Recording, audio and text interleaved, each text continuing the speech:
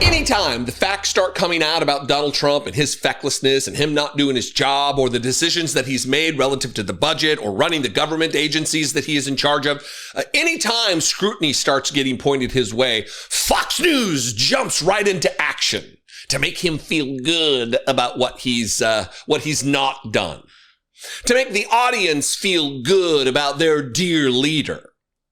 And yesterday, he was in Texas, and this chief, the new bootlick over at Fox News, Will Cain, he was there on the ground to interview Donald Trump. And this was the title of the video that I pulled this footage from. Consoler-in-Chief Trump, First Lady Melania visit flood-ravaged Texas. Consoler-in-Chief. And it's amazing, these couple of clips that I'm getting ready to play for you. In the first, Will Cain here again, he's asserting that not every president visits the sites of natural disasters and tragedies and terror attacks and incidents where there's been a grave loss of life.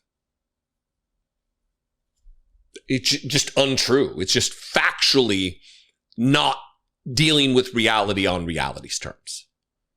Name a president that avoided one of these sites. It would be political suicide to do so. At the most base and gross level, we can just put it at that. There's no way they would do it just based on that. But most presidents actually care about the American people, so they show up. Donald Trump does it because of political expediency. So not every president visits these disasters.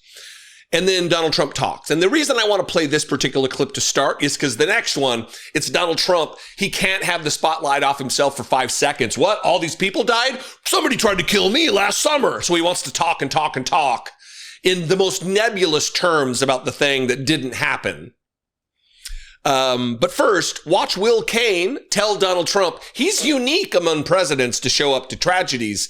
And then Donald Trump responds. And the reason I'm having him respond is because I want you to know that he knows the gravity of the situation on the ground. You know, not every president has visited disaster zones and been here in touch with ordinary Americans. Why is it important to you to show up in Texas? Well, I showed up in Ohio, and it was a great thing to do. And I made permanent friends in Ohio, in that little community that had, remember the train going through, and it was a mess. It was a mess. And other people didn't show up for like a year and a half. And frankly, I made real friends there. We did a good job. We helped them out, and we're going to help this community too. They love each other. I just left this group of people. They just love each other. They love the community, and they're going to rebuild. They want to rebuild. I didn't hear one person. We spoke to a lot of people. Didn't hear one person that wants to leave.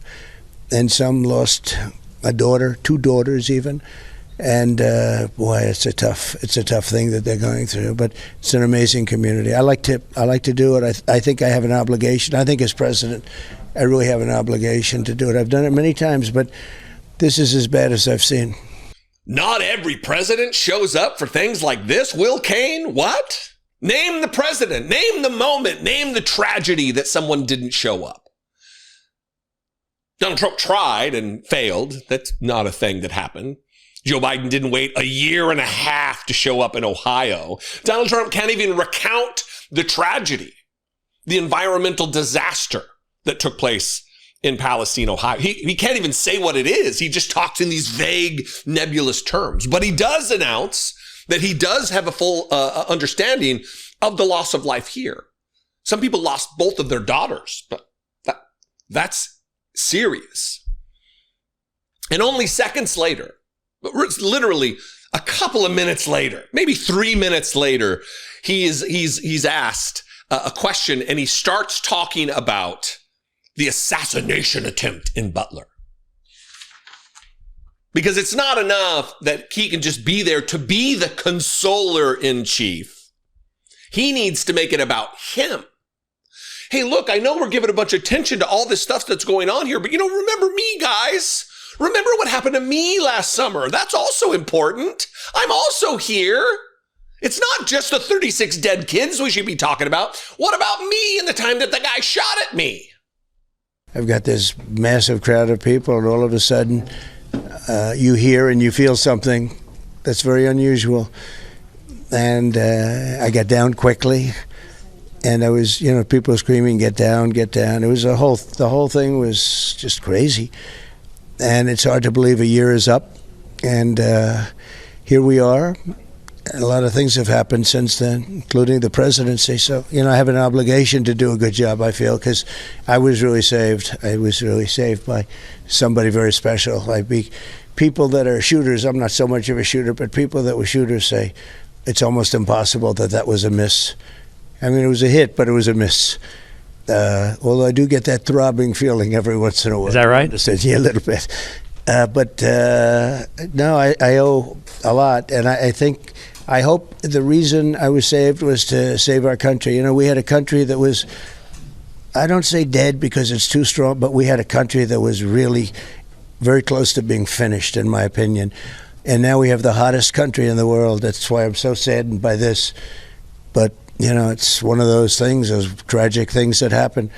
But we had a country that was dead. It was dead. It was really in deep trouble. I was with world leaders, and they said, a year ago your country was dead, and now you have the hottest country in the world. I was saved by somebody up there. Even the way he talks about religion, because he has no fundamental faith, is childlike. Somebody up there. And Fox News assists this. Consoler in chief. Donald Trump really cares about you, America. That's why he's gutting the agencies in charge of early warning systems. Gutting, maybe eliminating FEMA. I mean, that's the ultimate goal with Project 2025. The author of which is the director of the Office of Budget, Russell Vought. 129 people are dead. 166 people are missing. 36 of that 129 that are dead are kids.